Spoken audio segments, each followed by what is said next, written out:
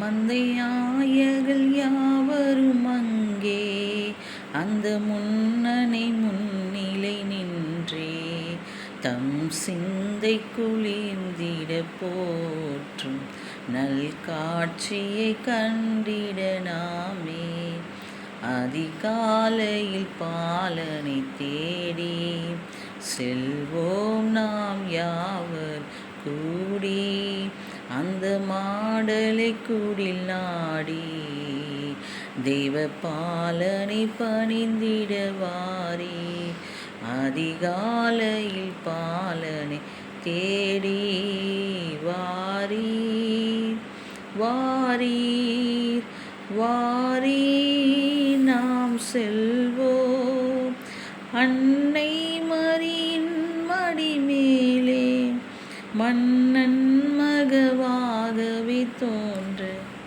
விண்தூதர்கள் பாடல்கள் பாட விரைவாகனம் செல்வோம் கேட்க அதிகாலையில் பாலனை தேடி.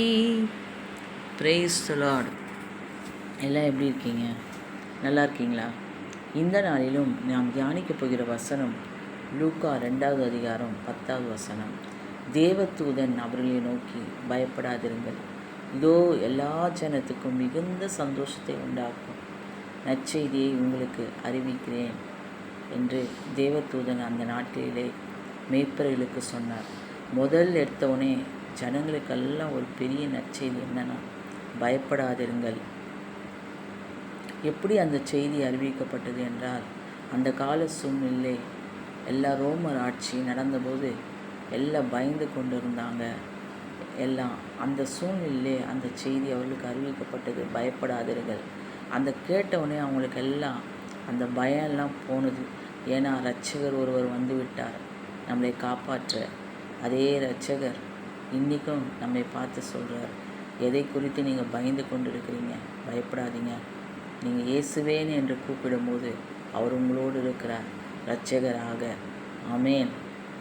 நான் சின்ன வயசில் இருக்கும்போது கேரல் ரவுண்ட்ஸ் போகும்போது ஒரு வீட்டில் நாங்கள் போய் பாட்டு பாடிக்கிட்டே இருந்தோம். ரொம்ப நேரம் பாடிட்டே இருக்கிறோம். அந்த வீட்டில் கதவே திறக்கல. ஆள் இருக்கிறாங்களா இல்லையானே தெரியல. அப்போ உடனே எங்கள் அப்பா சொன்னார், நீங்கள் பாட்டை நிறுத்திட்டு வசனத்தை சொல்லுங்கள். அப்போ இந்த வசனத்தை தான் நான் சொன்னேன். சொல்லிவிட்டு அதுக்கப்புறம் நாங்கள் அங்கேருந்து போயிட்டோம் அந்த வீட்டிலேருந்து. அடுத்த நாள் அந்த வீட்டுக்கு போகும்போது அப்போ உடனே அந்த வீட்டில் இருந்த அந்த அம்மா சொன்னாங்க, நைட்டெல்லாம் நாங்கள் ரொம்ப பயந்துட்டு இருந்தோம் ஐயா.